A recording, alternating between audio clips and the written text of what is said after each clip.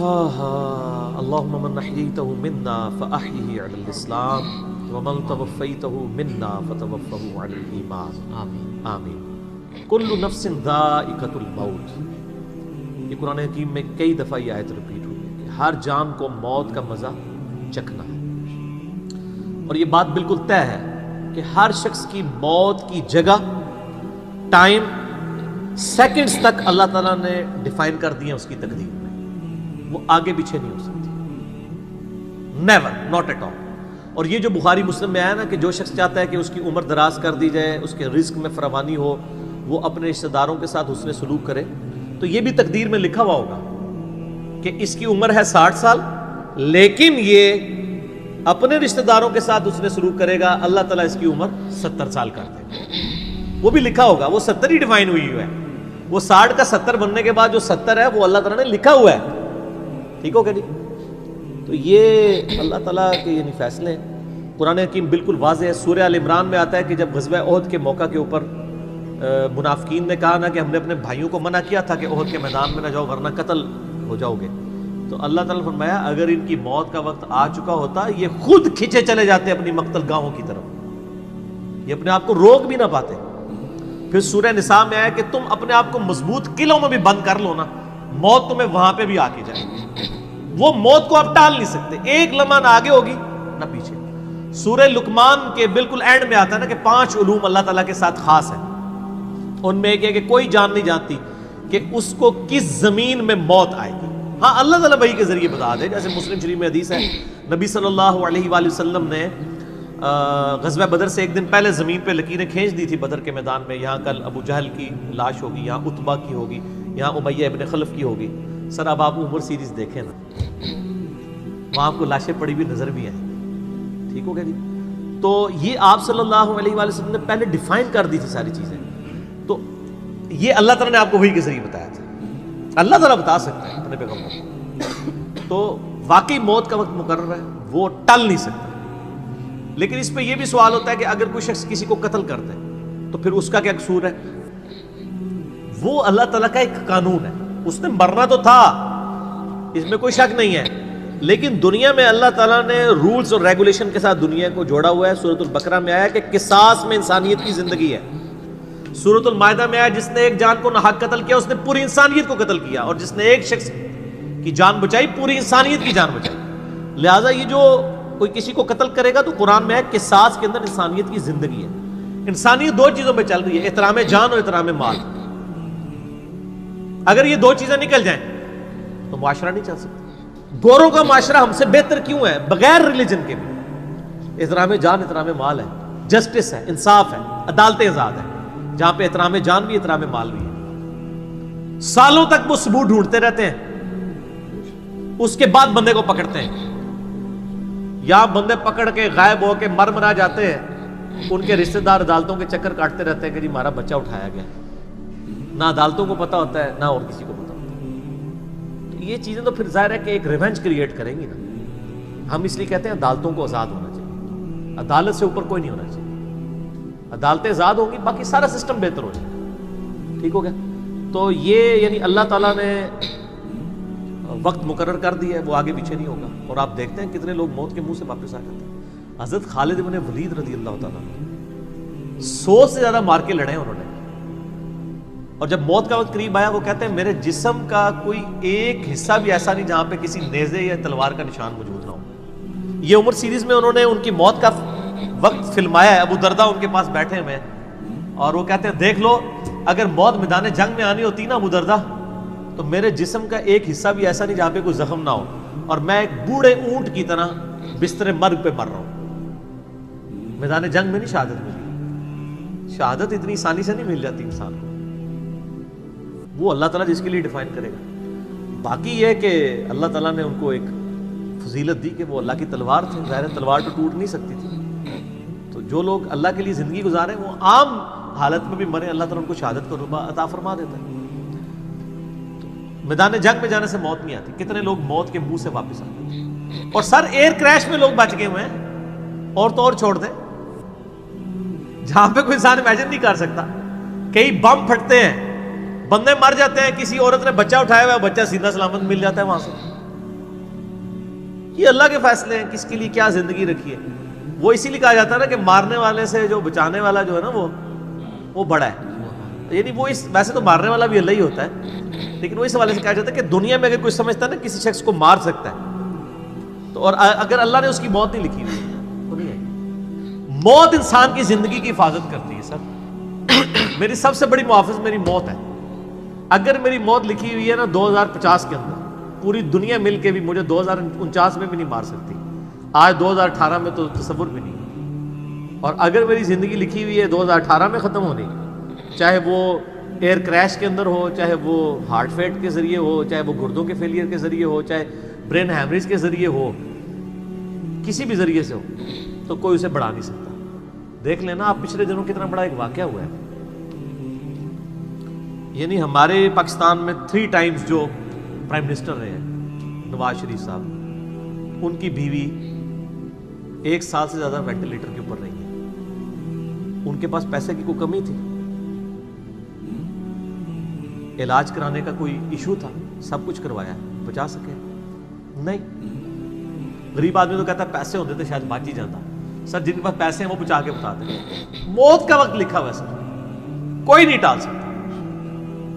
صرف پیغمبر کے بارے میں بخاری مسلم میں آتا ہے، عائشہ کہتی ہیں کہ نبی صلی اللہ علیہ وآلہ وسلم فرمایا تھا کہ اللہ تعالیٰ انسان جو پیغمبر ہوتا ہے نا اس کے اوپر یہ آپشن رکھتا ہے کہ وہ چاہے تو ہمیشہ کے لیے زندہ رہے، چاہے اسے موت آ جائے. پیغمبر کے علاوہ کسی اور کے لیے یہ فضیلت نہیں ہے. اور کہتی ہیں کہ بخاری مسلم دونوں میں نے وفات النبی پہ مسئلہ 163 بھی ریکارڈ کروایا، اس میں نے بتایا تھا کہ عائشہ کہتی ہیں نبی صلی اللہ علیہ وآلہ وسلم اپنے موت کے وقت بار بار اوپر سر مبارک یعنی اٹھاتے تھے اور کہتے تھے اللہم الرفیق الاعلیٰ. تو کہتی ہیں میں نے جان لیا کہ حضور اپنی صحت مند زمانے میں کہا کرتے تھے کہ موت کے وقت نبی کے اوپر پیش کیا جاتا ہے، چاہے تو وہ دنیا میں رہے چاہے اسے موت آ جائے. تو مجھے لگتا ہے کہ نبی علیہ السلام پہ اس وقت آفر وہ پیش کی جا رہی ہے اور آپ کہہ رہے ہیں اللہ مجھے رفیق الاعلیٰ کے ساتھ ملا لے. تو میں نے کہا مجھے اب پتہ چل گیا کہ آپ صلی اللہ علیہ وسلم کو یعنی وفات ہو جائے گی آپ کی. یہ نبی کے لیے خاص ہے اور کسی کو کوئی آپشن نہیں ملتا. وہ بخاری مسلم میں موجود ہے نا حدیث، حضرت موسیٰ علیہ السلام کے پاس حضرت اسرائیل علیہ السلام.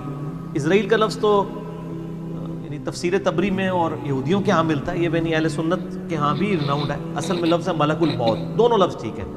ملک الموت علیہ السلام حضرت موسیٰ علیہ السلام کے پاس گئے، انہوں نے آگے سے تھپڑ مار دیا، ان کی آنکھ نکل گئی، انسانی شکل میں آئے تھے.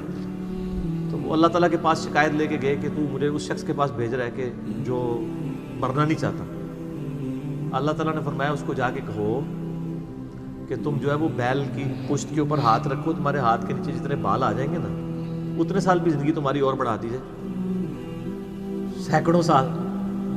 تو حضرت موسیٰ نے کہا اس کے بعد ان کا اس کے بعد موت، کل نفس ذائقۃ الموت، موت تو سب کو آنی ہے، ایک ہی ہے جسے موت نہیں آنی. یا حی یا قیوم برحمتک استغیث، اے خود سے زندہ اور ہر چیز کو تھامنے والے، باقی وہ سب کو موت آنی ہے. تو انہوں نے کہا پھر بعد میں آنی ہے تو ابھی کیوں نہیں؟ موت نہیں کوئی ٹال سکتا سر، ورنہ پیغمبروں کے لیے ٹل جاتی. وہ پیغمبروں کو جو آفر بھی لگائی گئی ہے وہ یہ نہیں ہے کہ ہمیشہ زندہ رہیں گے، نہیں، قیامت ہے، قیامت میں تو سب کو موت آ ہی جانی ہے. ٹھیک ہے. اور پھر ایک وہ وقت بھی ہوگا جب اللہ تعالیٰ پوچھے گا لمن الملک اليوم، تو کوئی جواب دینے والا نہیں ہوگا، سب کو موت آ چکی ہوگی، سارے فرشتے، جنات، انسان، مخلوقات. اللہ خود ہی جواب دے گا للہ الواحد القہار، سورہ المومن میں آتا ہے. آج کے دن اس واحد قہار کی حکومت ہے. پھر اللہ تعالیٰ پوچھے گا کہاں ہے آج وہ جابر حکمران، بڑے بڑے بادشاہ کدھر ہیں؟ تو اللہ کے لیے کوئی مسئلہ ہے کسی کو یعنی پلک جھپکنے میں مسل دینا؟ تو موت اللہ تعالیٰ نے ڈیفائن کی. اور موت کیا، آپ کو جو تکلیفیں پہنچتی ہیں سر وہ بھی ڈیفائن ہے. قرآن میں وَلَنَبْلُوَنَّكُمْ بِشَيْءٍ مِّنَ الْخَوْفِ وَالْجُوعِ وَالنَّقْصِ مِّنَ الْأَمْوَالِ وَالْأَنفُسِ وَالثَّمَرَاتِ. ہم ضرور تمہیں آزمائیں گے تھوڑے سے خوف سے، بھوک سے، جان اور مال میں نقصان سے، پھر چیک کریں گے کون ہے صبر کرنے والا. اور جو صبر کرنے والا ہے اذا اصابتهم مصیبت قالوا انا للہ وانا الیہ راجعون. تو پھر ان لوگوں کے ساتھ اللہ تعالیٰ ہوتا ہے جو کہتے ہیں ہم بھی اللہ کی طرف سے آئے تھے، اللہ کی طرف چلے جائیں گے، یہ تکلیف بھی آئی تھی الٹیمیٹلی تو چلی جائے گی نا. ان اللہ مع الصابرین، اللہ تعالیٰ صبر کرنے والوں کے ساتھ ہے. اس حوالے سے ایک آیت قرآن حکیم کی بڑی کریٹیکل ہے، مجھے ضمناً یاد آ گئی، سورہ الحدید کے اندر ہے. بہت کرٹیکل آیت ہے، اور یہ ٹاپک قرآن حکیم میں صرف سورہ الحدید کے اندر ہی ایڈریس ہوا ہے، اور جس طریقے سے یہ شد و مت کے ساتھ بیان ہوا ہے نا، آیت نمبر 22-23، اعوذ باللہ من الشیطان الرجیم، ما اصاب من مصیبت فی الارض، کوئی مصیبت بھی زمین میں نہیں آتی، ولا فی انفسکم، اور نہ تمہاری جانوں میں، یعنی زمین پہ جتنے زلزلے آتے ہیں، طوفان آتے ہیں، سونامی آتے ہیں، قحط پڑتا ہے، یہ جتنے بھی عذاب آتے ہیں یا تکلیف آتی ہیں، اور نہ تمہاری جان میں، یعنی کسی کو کینسر ہوتا ہے، کسی کے گردے فیل ہوتے ہیں، کسی کی آنکھ ضائع جاتی ہے، کسی کے اوپر فالج کا اٹیک ہو جاتا ہے، کسی کو ہارٹ اٹیک ہوتا ہے، اللہ تعالیٰ فرماتا ہے یہ ساری تکلیف چاہے زمین پہ ہیں یا تمہاری جانوں پہ ہیں، الا فی کتاب من قبل ان نبرأها، وہ تو پہلے ہی ہم نے لوح محفوظ پہ لکھی ہوئی ہے، اس سے پہلے کہ ہم ان کو بھیجے، ڈیفائن ہے، ہونا ہے کہ فلاں تاریخ کو اتنے بجے اس کے ساتھ یہ ہوگا، یہ ڈیفائن ہے۔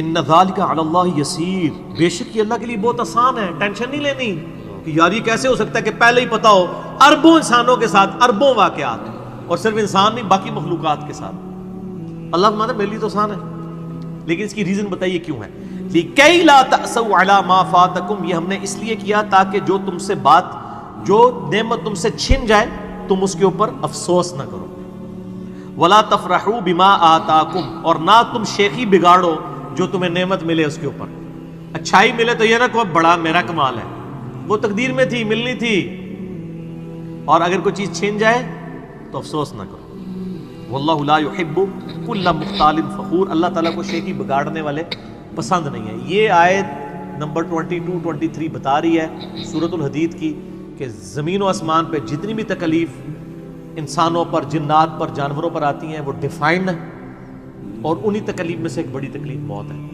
وہ بھی ڈیفائنڈ ہے، وہ کوئی ٹال نہیں سکتا، کوئی کسی کی موت کو ٹال نہیں سکتا، اور نہ کوئی کسی شخص کو موت دے سکتا ہے۔ آپ دیکھیں لوگوں نے کتنی ایفرٹس کی ہیں، خود ہمارے نبی صلی اللہ علیہ وآلہ وسلم پہ کس قسم کی ایفرٹس کی گئی ہیں، اللہ تعالیٰ نے آپ کو کس طریقے سے مکے سے نکال کے مدینے تک پہنچا دیا، اور وہ بخاری مسلم میں بڑی مشہور حدیث ہے، آپ تو درخت کے نیچے آرام کر رہے تھے، تلوار سائیڈ پہ لٹکائی ہوئی تھی، ایک عرابی آیا دشمن، اس نے موقع غنیمت جانا کہ آپ سوئے ہوئے ہیں، اس نے تلوار اٹھائی اور نبی صلی اللہ علیہ وسلم کے یہاں پہ رکھ دی اور کہا محمد آج تجھے میرے ہاتھوں سے کون بچائے گا؟ تو نبی صلی اللہ علیہ وسلم نے کوئی کانفیڈنس لوز نہیں کیا، ان کو پتا تھا والذی ارسل رسولہ بالہدی ودین الحق لیظہرہ علی الدین کلہ، اللہ نے اپنے نبی کے پیچھے اللہ ہے، ان کا اللہ بچائے گا، اللہ جب سنا اس کے ہاتھ کانپنے شروع ہو گئے، اس کے ہاتھ سے تلوار ہی گر گئی، نبی علیہ السلام نے وہ تلوار اٹھائی اور کہا اب تجھے میرے ہاتھوں سے کون بچائے گا؟ یہ بخاری مسلم دونوں میں یہ واقعہ، اس نے کہا سنو آپ تو معاف فرمانے والے ہیں، درگزر فرمانے والے ہیں، تو یعنی آپ کے وہ حسن اخلاق سے پھر متاثر ہوا، مسلمان ہو گیا۔ مسئلہ یہ ہے کہ یہ کانفیڈنس آپ کو ہونا چاہیے۔ بخاری مسلم میں حدیث ہے کہ غزوہ حنین کے موقع پر کچھ صحابہ کی زبان سے نکل گیا کہ بدر میں تو 313 تھے، غالب آ گئے تھے، آج تو ہم 12,000 ہیں، کافر تو بڑے تھوڑے ہیں، اور یہ ذکر سورۃ الانفال میں آیا غزوہ حنین کا، یہ فتح مکہ کے بعد بھی ہوئی تھی یہ جنگ، مشرکین عرب سے آخری جنگ قبیلہ حوازن کے خلاف۔ اللہ کا ماتا جب تم نے یہ جملہ بولا نا پھر تمہیں بھاگنے کی جگہ نہیں ملتی تھی، حوازن کے لوگوں نے جب تیر چلائے تو 12,000 میں سے صرف 80 بندے نبی علیہ السلام کے ساتھ رہ گئے، باقی سب بھاگ گئے۔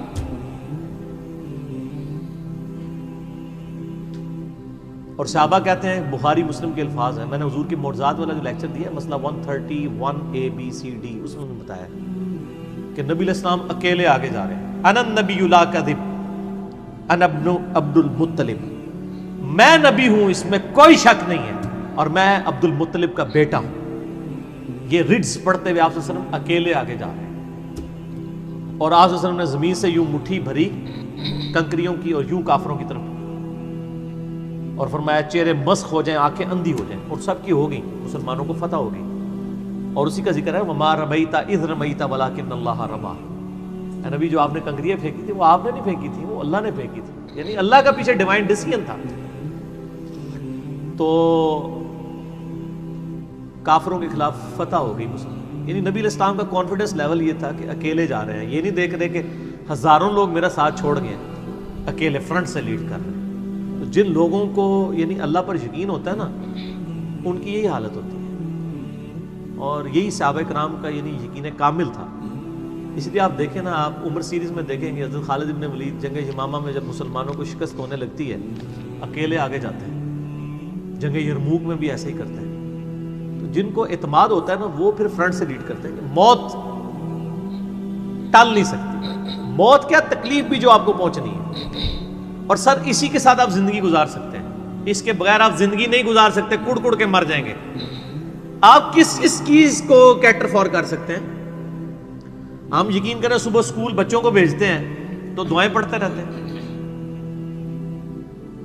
کیا ہو سکتا ہے؟ ایکسیڈنٹ ہو سکتا ہے، وہاں پہ بچہ جھولے سے گر سکتا ہے، کسی کی ہڈی ٹوٹ سکتی ہے، کان پٹی پہ لگ جائے ڈیتھ ہو سکتی ہے. یار اتنی چیزوں کو کون کاؤنٹر فار کر سکتا ہے؟ اللہ. تو اللہ پہ توکل کریں، اور جب تکلیف آ جائے انا للہ و انا الیہ راجعون. صحیح مسلم میں حدیث ہے، نبی صلی اللہ علیہ وآلہ وسلم نے فرمایا جو شخص تکلیف کے وقت فوراً پڑھ لے انا للہ و انا الیہ راجعون اللہم اجرنی فی مصیبتی واخلف لی خیرا منہا، اللہ تعالیٰ اس کو اس کا بہتر نعم البدل عطا فرما دے گا. میرے یوٹیوب پہ کلپ بھی ہے اس دعا کے اوپر، مصیبت اور پریشانی کے حوالے سے یعنی بہتری کے لیے دعا، یہ کر کے لکھیں تو آپ کو کھل جائے گا. یہ آپ کو مشکات میں کتاب الجنائز چیپٹر میں پہلی جلد میں دعا مل جائے گی صحیح مسلم کے حوالے سے. ام سلمہ کہتی ہیں کہ جب میرا خامن فوت ہوا تو میں نے یہ فوراً دعا پڑھ لی، انا للہ و انا الیہ راجعون، ہم بھی اللہ کی طرف سے ہیں، اس کی طرف لوٹ کے جانے والے ہیں. اللہم اجرنی فی مصیبتی، اے اللہ مجھے اس مصیبت میں بہتر اجر عطا فرما، واخلف لی خیرا منہا، اور مجھے اس سے بہتر بدلہ عطا فرما دے. کہتی میں دل میں سوچ رہی تھی کہ اس سے بہتر مجھے خامد کیسے مل سکتا ہے؟ ابو سلمہ سے بہتر تو انسان حضور کے صحابہ میں بھی کوئی نہیں ہے.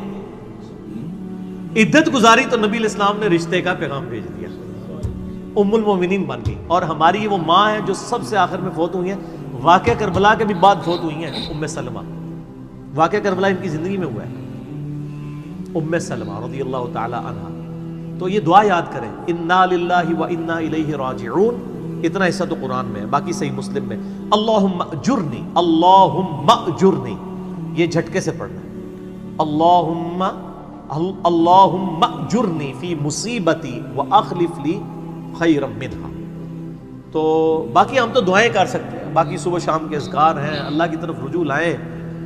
وہ اتنی چیزوں کی حفاظت کرنے والا ہے. باقی سب سے بڑی تو حفاظت یہ ہے جو سورہ غافر میں، سورہ المومن میں آیا کہ اصل میں کامیاب وہ ہوا جو دوزخ کی آگ سے بچا لیا گیا. سر دنیا میں آپ کو کوئی کتنا عذاب دے لے گا، الٹیمیٹلی تو موت آ کے آپ کو آزاد کر دے گی. جب فرعون کے دربار میں وہ جو جادوگروں نے کلمہ پڑھ لیا تھا تو اس نے کہا تم نے میری اجازت کے بغیر پڑھ لیا، میں تمہیں تمہارے مخالف سمت کے ہاتھ پاؤں کٹوا کے تمہیں سولی پہ چڑھا دوں گا. تو انہوں نے کیا کہا تھا؟ انہوں نے کہا تو جو کچھ دے گا دنیا کی زندگی میں عذاب دے سکتا ہے نا، کوئی شخص کسی کے مرنے کے بعد تو اسے عذاب نہیں دے سکتا نا. وہ لاش تو وہ لاش ہی پڑی ہے نا، اصل چیز تو روح تھی نا. تو تیرا اختیار تو دنیا کی زندگی تک ہے. تو یہ کانفیڈنس لیول ہونا چاہیے کہ کوئی کسی شخص کو کتنی تکلیف دے لے گا، موت تو پھر بہرحال تکلیف سے آزادی کا ذریعہ بن جائے گی. اگر پھر اللہ کی مرضی کی زندگی گزاری ہے تو آزادی کا ذریعہ ہے. ورنہ اب تو کہتے ہیں کہ مر جائیں گے، مر کے بھی نہ چین پائے تو کدھر جائیں گے. تو سر یہ لوگ تو کہہ دیتے ہیں نا مر گئی تو جان چھٹی، نہ، مرنے تو بعد جان پھڑی گئی. چھٹی اس کی جس نے دنیا اللہ کی مرضی کی گزاری، جس نے دنیا اپنی مرضی کی گزاری تو اس کی جان تو پھر مرنے کے بعد اور پھنس گئی. ٹھیک ہو گیا جی. تو موت کا وقت مقرر ہے، کوئی نہیں ٹال سکتا.